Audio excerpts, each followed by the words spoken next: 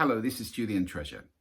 I get asked questions a lot about sound, about my background, about how I came to be doing what I'm doing.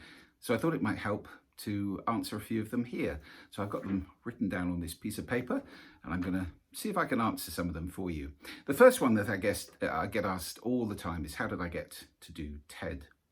Well, I'd known Chris Anderson a little bit. We both came from a UK computer publishing background, computer magazines. And so I heard about TED and corresponded with Chris, and I went for the first time in 2004, just after I'd sold my own magazine business. And I fell in love with the thing at first sight. Kept going ever since. And then in 2009 at TED Global in Oxford, they had a thing called TED University, based on the principle that the audience are just as interesting as the people on the stage, which is true. If you stand on a TED stage, it's a pretty daunting audience. You look out and you go, oh, there's Jeff Bezos, oh, there's Bill Gates, it's that kind of an audience. So they sent out an email saying, has anybody attending TED got something they'd love to talk about? And they ran some special sessions called TED University, and I got one of those slots, and I spoke about how sound affects people. And it was the first time anybody had ever used sound in a TED talk in the way I did, with, some quite visceral sound effects. And so it became quite a popular talk. And I got to know the people behind TED, the wonderful crew they had there. And I was lucky enough to pitch 4 successive talks after that and get to do one at each successive TED, right through to my 5th TED talk. They all went up on TED.com. They've now been seen by, I think, around 100 million people on the internet, which is thrilling for me because they're about the importance of conscious listening. And I'm hoping there's a ripple effect going out there with people now consciously listening. So 5 TED Talks. I've since done 8 TEDx's as well. So they're out there as well. And there's a 6th actually TED Talk I was involved in, which is that one by Jon Ronson, called The Psychopath Test, where I did sound effects on the TED stage for Jon. So that's TED. Still love it dearly, still very involved with it, and I recommend it to absolutely anybody who hasn't dived in and seen the wonders in there.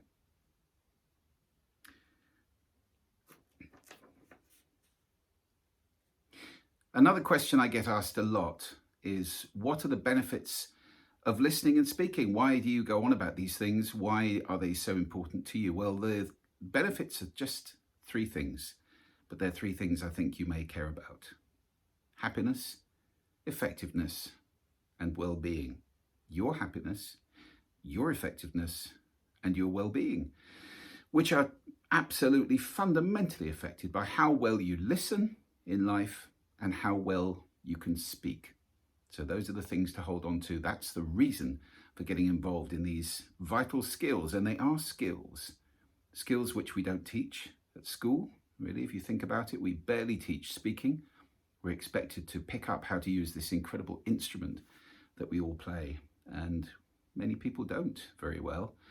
And not at all, really, do we teach the skill of listening. It's assumed to be very similar to hearing, a natural capability. It's not.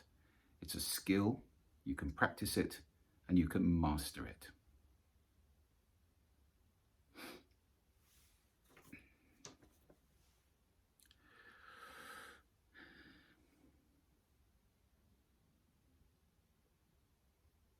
People ask me, what are the main problems that people bring when I've worked with people in coaching or in seminars? What are the main things we come across that I get emailed as well? And I can tell you what they are. Not being heard is the main one. Not being heard or not being listened to. I mean, what's the major complaint in relationships? He or she never listens to me. And that's probably because we're not very good at listening. And there's a frustration also that I come across so often in not being able to make a difference, not being able to lead or inspire, being talked over, not being regarded, not being respected in conversation. And again, that comes down to the skill of powerful speaking. These are skills, they can be mastered, and that's exactly what my course, my book, and all of my work is really all about now, is those skills because they are fundamentally interrelated. If you want to be a great speaker, you want to be a great listener too. They are in a circular relationship. The way I speak affects the way you listen affects the way I speak, and the way I speak affects the way you speak, and the way I listen affects the way you listen. So it's a dynamic, organic, circular relationship, intimately related, those two things. So to be a good speaker, be a good listener.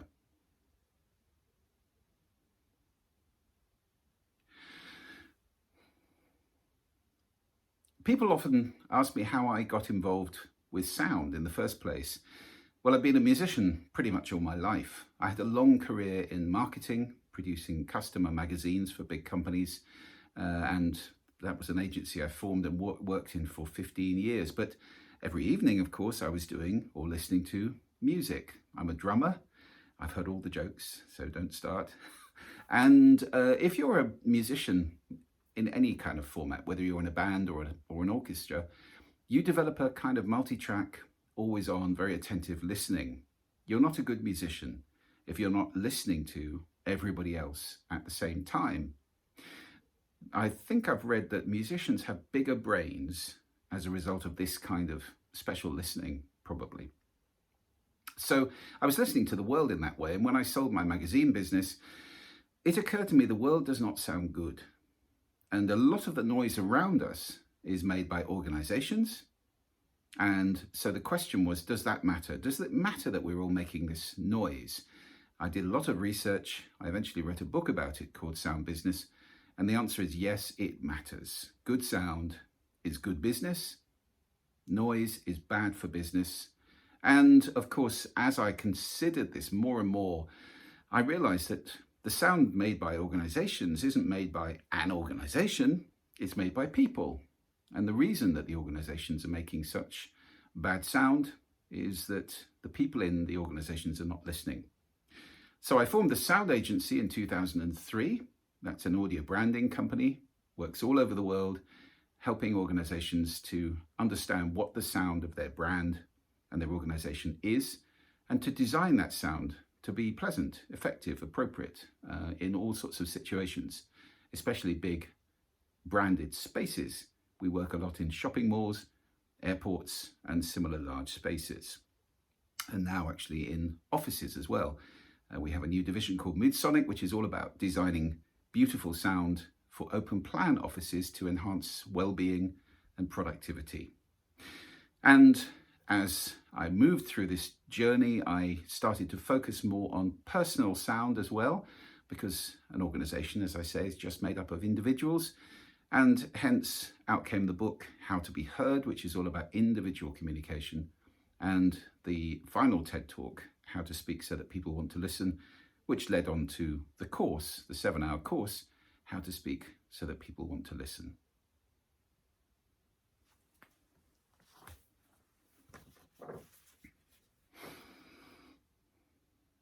Another question I get asked a lot is, why does sound matter? Well, sound matters because it affects us profoundly. I've isolated 4 ways. I did that a long time ago when I wrote the book, Sound Business, and I haven't had any reason to change these 4. Physiologically, sound affects us. That's the first way. So, ha! Just made you jump, didn't I? And your heart rate accelerated. So sound is affecting us physiologically all the time. It's our primary warning sense. Psychologically, sound changes our emotions. Of course it does. You know that with music. And birdsong is a sound we use a lot in the Sound Agency because it makes people feel calm and serene and comfortable, because we've learned that when the birds are singing, things are normally okay. That's hundreds of thousands of years of learning that. So it makes you feel secure and yet alert, because it's time to be awake when the birds are singing. Third way sound affects us is cognitively. You cannot understand 2 people talking at the same time. So if somebody is talking next to you and you're trying to think and work, it's very distracting. And that is the problem with open plan offices. Fine for collaboration in many ways, terrible for concentration. The final way sound affects us is behaviorally. It changes what we do. Fast-paced music will make you move faster. That's obviously a problem for many shops who play fast-paced music and make you leave faster. They haven't thought that one through, have they? So sound changes behavior. We'll move away from unpleasant sound if we can. So just in the same way it's crazy for a shop to have a terrible smell in it, it's crazy for shops to have terrible sound, and yet millions of them sadly do, because we've gone numb to the effects of sound on us. So that's a big part of my message. Sound affects you and me all the time, and that's why we should care about it.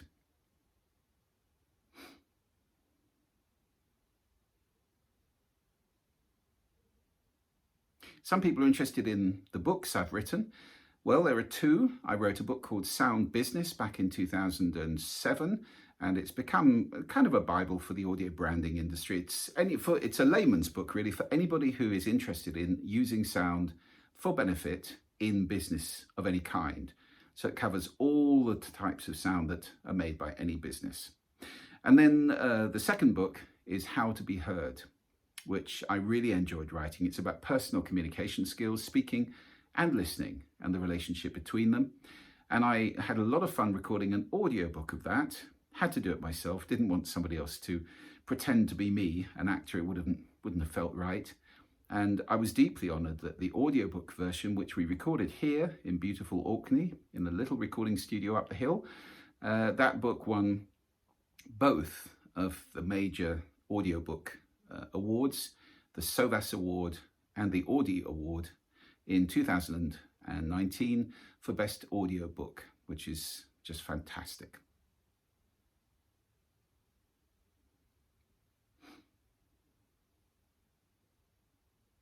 When I'm out talking about speaking and listening skills, people don't realize I actually run an audio branding business. So they often say, what do you do? What's the sound agency? Well, the sound agency works all over the world, asking the question, how does your brand sound? And answering it for major brands, and specializing in sound in physical spaces. So we do a lot of work in shopping malls, airports, similar spaces, often removing mindless music, actually, which is the most commonly abused sound. I love music, I am a musician, but music is not a veneer, and it's not something that people want around them all the time when they're trying to think. Music's a pretty distracting sound. So we put in, instead of music, something we call soundscapes, or moodscapes, actually, we're now calling them. These are generative. They're created by a computer system we've invented called an amplifier. They're organic, always changing, just like a natural soundscape in a forest or anywhere you can think of, where it's probabilities. There's random little events happening all the time. It feels natural. It feels comfortable. That's what we do. We put in quite often biophilic soundscapes, and that's what we're now doing in offices all over the world.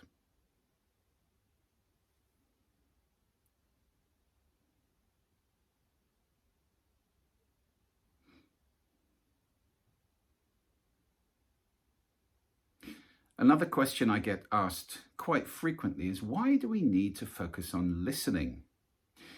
Well, I've given several aspects of this in TEDx talks. For example, I've talked about listening being the sound of democracy.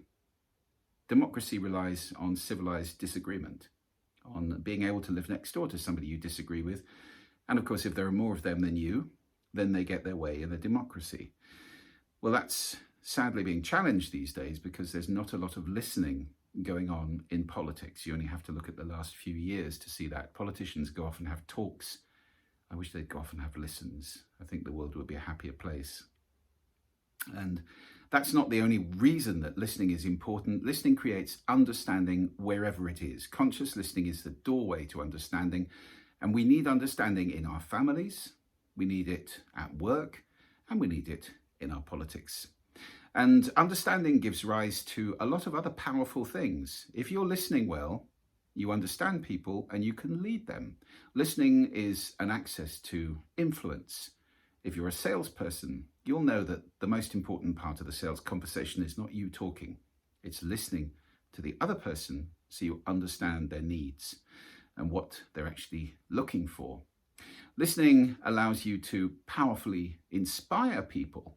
Up here in Orkney, that's Orkney behind me, there's a wonderful stone circle called the Ring of Brodgar. And I often think somebody many thousands of years ago must have been a really powerful speaker and must have had a great listening for the people around him or her, because somebody said, I know, Let's go and get some huge stones, drag them by just sheer muscle power miles across the ground and erect them in a big circle here.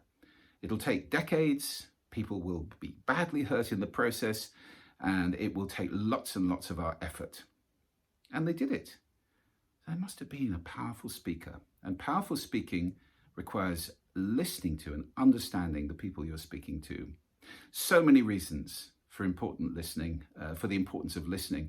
And of course, what's the most common complaint in all relationships? He or she never listens to me. We need to be listened to. Listening allows us to hear the other person and to understand and value the other person, whether it's at work or at home. Listening really matters.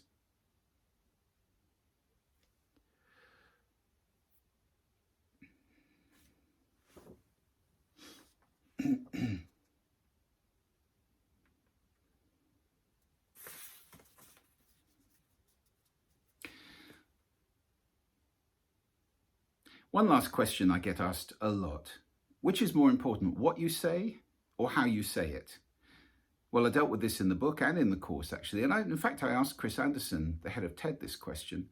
And I agree with what he said. If forced to choose, content just wins. You can manage somebody who's got very poor delivery if they're giving you earth-shattering content. But if somebody's speaking nonsense in an incredibly dynamic and professional way, it's just irritating. It's a waste. So it is very, very important to get your content right. And that is a common complaint that people bring to me. I can't organize what I want to say. I can't get the words right. I can't find the right thing. I can't structure a talk properly. Well, if that's your problem, there are many ways to do that effectively. And it requires simple techniques. And the most important access to it, I'll share with you right now, which is to ask a simple question. What's the listening I'm speaking into? We always speak into a listening. That is whether it's one person or 1,000 people. They bring a listening and you speak into it. And if you simply ask yourself that question, you'll get good at answering it intuitively, I promise. I don't know how that works, but it does. Simply ask the question, what's the listening? And you'll speak into it much more accurately. Helps you to design the right content and then to deliver it in the right style as well.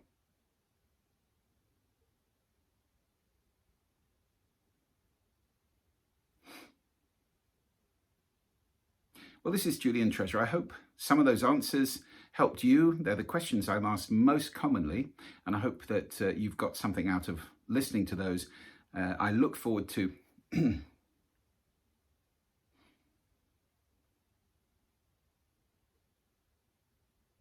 Well, this is Julian Treasure saying that I hope some of those answers have helped you. They're the questions I'm most commonly asked, and it's a joy to record some of the answers so that everybody can have access to them.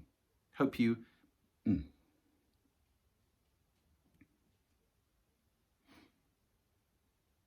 Well, this is Julian Treasure. Those are some of the most common questions I've been asked and some answers which I hope give you some value. Just wish you happy listening.